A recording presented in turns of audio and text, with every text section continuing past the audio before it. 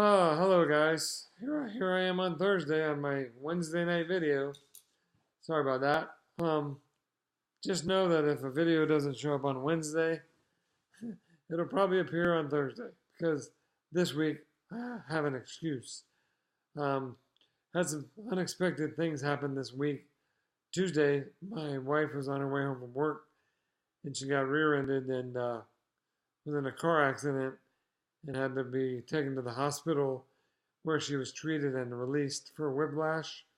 So thankfully, God was watching over her, and she was not injured too severely, but did have a CAT scan that showed that there's no fractures, nothing like that. But she does have whiplash, which causes a lot of neck and back pain. So I'm praying for a speedy recovery for her, and ask that you do the same. So Wednesday we had the pleasure of dealing with insurance, which is always a joyful time, but it seems that they're going to do what they're supposed to do, take care of that. And we were able to get her to see an orthopedic surgeon on Thursday morning where he confirmed the whiplash diagnosis and referred her to physical therapy and gave her some medication to help with the pain. So I ask that you pray for her and pray that, keep her in your prayers tonight. Also, I had the pleasure of my garage door deciding for no reason to stop working. And that was great because last night my garage door was halfway closed. So I had to sleep last night wondering what was going to be missing in my garage when I woke up. Thankfully, nothing was taken. And I had a guy come out and he fixed it, charged me $80. So he didn't try to rip me off, so that was a good thing. So what's the moral to the story of these two issues? These are circumstances that happened in my life, and how am I going to deal with them? Am I going to let these two circumstances cause me to be sad, angry, depressed, unhappy, or steal my joy, or am I just going to deal with them? Basically, deal with them. You can't let circumstances steal your joy because things are going to happen and you just have to deal with them.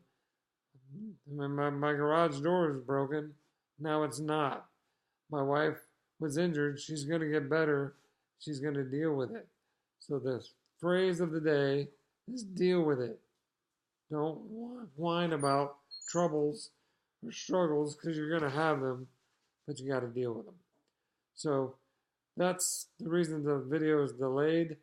But the two topics for tonight are, one is techniques I use when grocery shopping, and the second one is how to cultivate your friendships and make them important to you.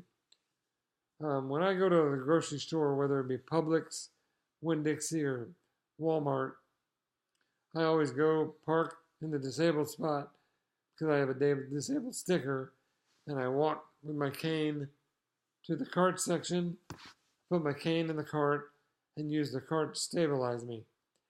I don't use the electric carts, one, because they only go like a half a mile an hour, and if you want to do like a quick shopping spree and use one of those carts, you end up spending 3 hours because they go so slow and they look kind of silly. So I don't use those. So I use a cart. Most items I can load myself.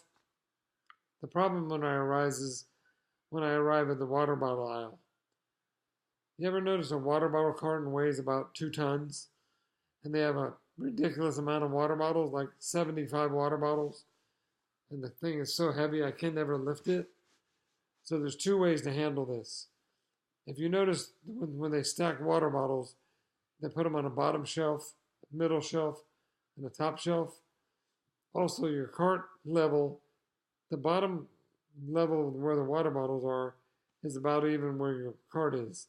So there's a way to pull the cart up directly next to the water bottles. And if you're smart, you can slide it onto the bottom level of your cart. Problem is, if you don't hold the wheel still, the cart will fall off the carton will fall off the cart. Then you look silly and they got a carton of water bottles sitting in the middle aisle and you have not solved the problem. So one thing I've started doing is asking customer service to have a bag boy meet me on the water bottle aisle and have him load it for me. So they've never said no. They'll do that. So you need to swallow your pride and utilize the services that are available to you. And that's how I handle that. Heavy items, have someone do it for me. Then you got to go to the cash register and you got to load the items that you can load, or the items I can load, I put on the belt or whatever it's called.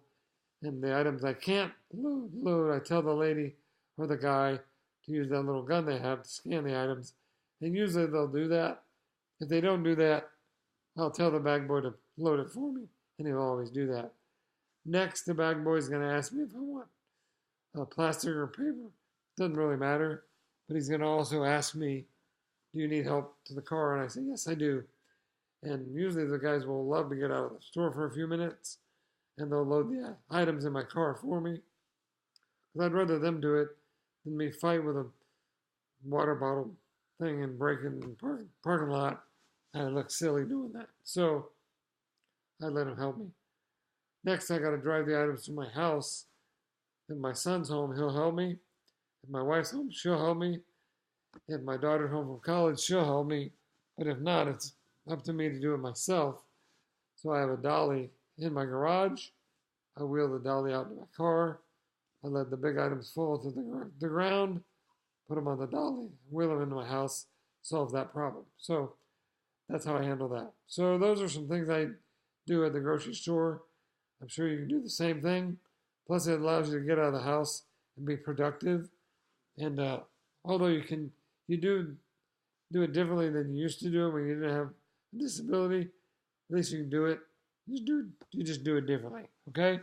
So keep that in mind. Now, how about cultivating your friendships?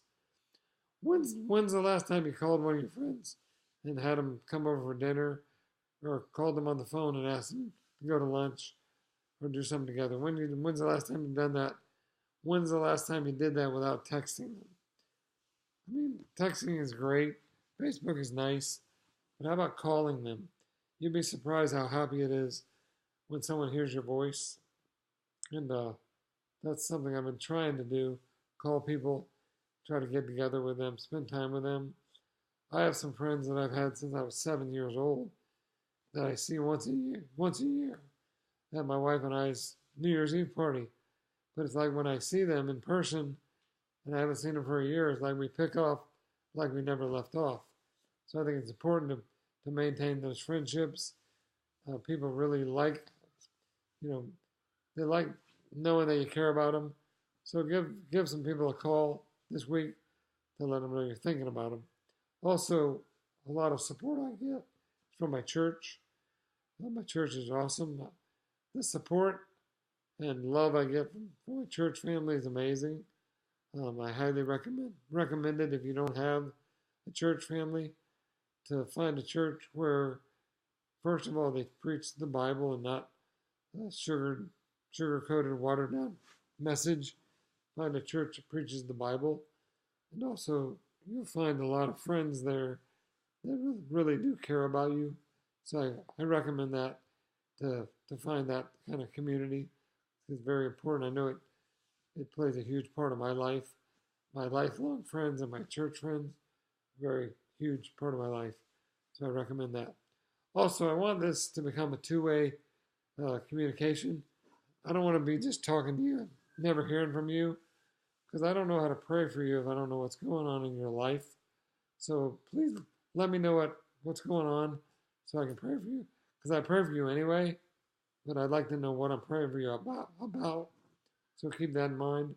Also, I have a YouTube page that's under my name, Eric Cullins, living with a disability, or something like that. You can find it under my name. And I appreciate if you subscribe to that. Remembering that I don't do this for me. I do it because it's God laying it on my heart. So I hope that you follow that as well and share this. So that's really all I have right now. Remember, my voice problem is not because of drugs or disability. Drugs or alcohol. It's because of my current disability, which if God chooses to heal me, that'd be great. But whatever He chooses, I'm okay with. So love you guys. Talk to you soon. If not Wednesday of next week, it'll be Thursday. Take care of yourselves. Stay positive.